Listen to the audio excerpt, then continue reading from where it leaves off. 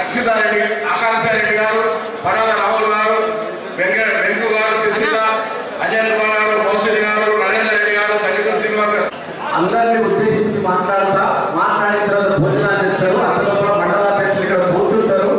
అప్పుడు మండలాధ్యక్షులతో మీ అందరూ కలిసి వారు ఇక్కడ వస్తున్న కారణం ఏంటంటే కరీంనగర్ పార్లమెంట్ మానిటర్ ఇక్కడ రావడం జరిగింది.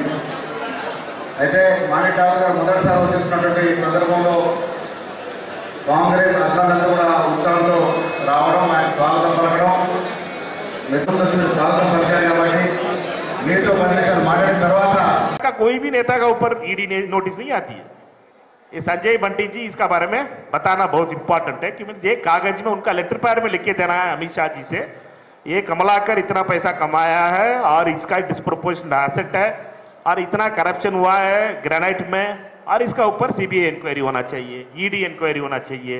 और वैसे रामाराव ने इधर इधर पैसा बनाया, रामाराव का इधर उधर इन्वेस्टमेंट है, उसका ऊपर में ईडी इंक्वायरी होना चाहिए।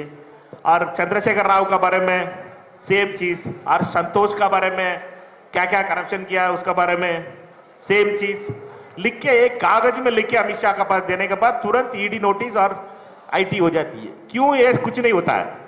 आप लोगों का बहुत इंपॉर्टेंट बात कांग्रेस का कार्यकर्ता समझना इंपॉर्टेंट है कि मीन्स ये क्यों नहीं होता है। ये पेपर में लिख के नहीं देते हैं, यहाँ आके तेलुगु में पूरा बड़ा भाषण देते हैं कि मीन्स ये चोर है, वो लूट लिया, ये परिवार पूरा परिवार चंद्रशेखर का परिवार बड़ा करप्ट है।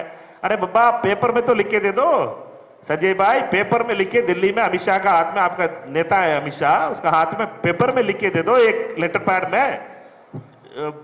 पैड में लिख के दे दो और पार्लियामेंट में उठाओ। इनका ऊपर सीबीआई इंक्वायरी होना चाहिए, इनका ऊपर ईडी इंक्वायरी होना चाहिए, इनका ऊपर आईटी राइड होना चाहिए। कुछ नहीं होता। क्यों मीन्स इन दोनों का दोस्ती है, दिल्ली में दोस्ती है और गली में गुस्ती है। गली में गुस्ती करने के लिए ये लोग दोनों नाटकी करते रहते हैं और दिल्ली में इनका पूरा सेटिंग है, वहां से कुछ नहीं होता।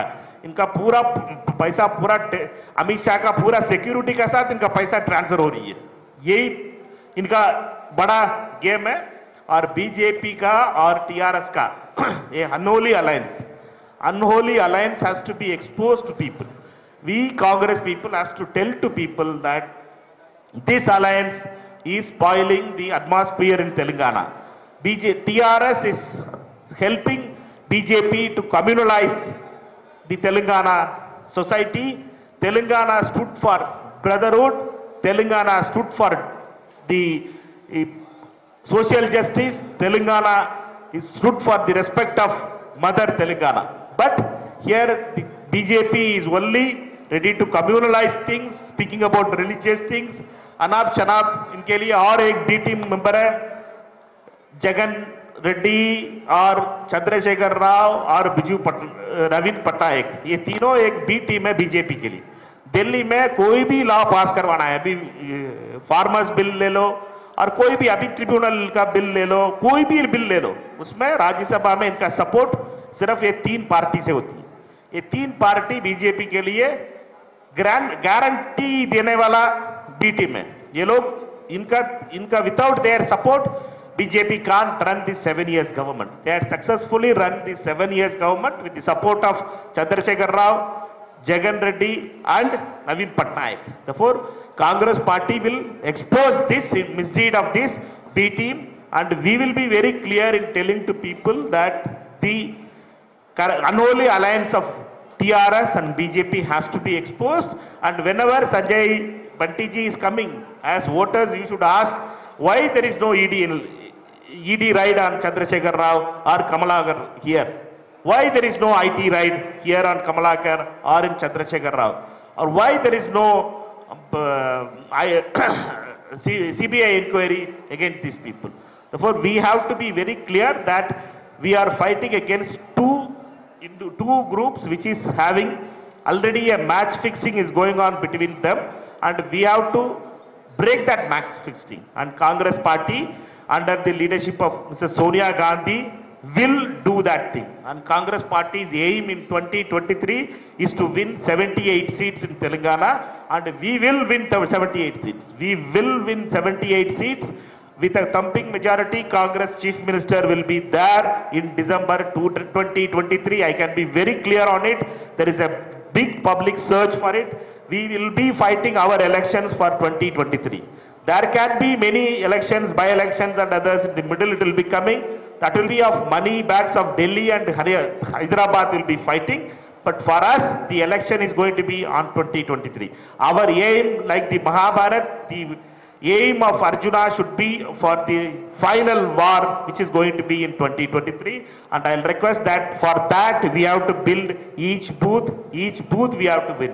If your booth we are going to win, if your booth we are going to win, and if your booth Congress is going to win, we are going to win in Hyderabad in 2023. With these things, I'd like to thank each one of you and like to thank the Karimnagar district Congress leaders for their continuous from the days of G. Venkateswamy ji or Chukka Rao ji, Satyanarayana Rao ji. They had built a very good DCC office here, and Ponnam Prabhakar and the team headed by Ponnam Prabhakar and other DCC President Satyanarayana Reddy Garu, all friends has contributed to its efforts. And I'd like to thank each one of you to show as an example for the whole Telangana state itself, that we have a DCC structure in place, and we have a place where Congress party owns and Congress party continues to organize in a much better way. Therefore, I like to thank each one of the Congress worker, from the Youth Congress presidents,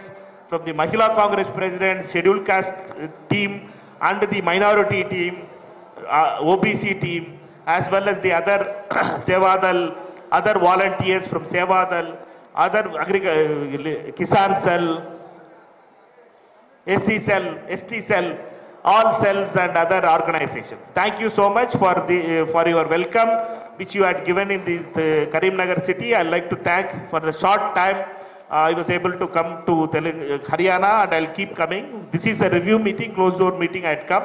I'd like to thank each one of you for your time. Thank you so much.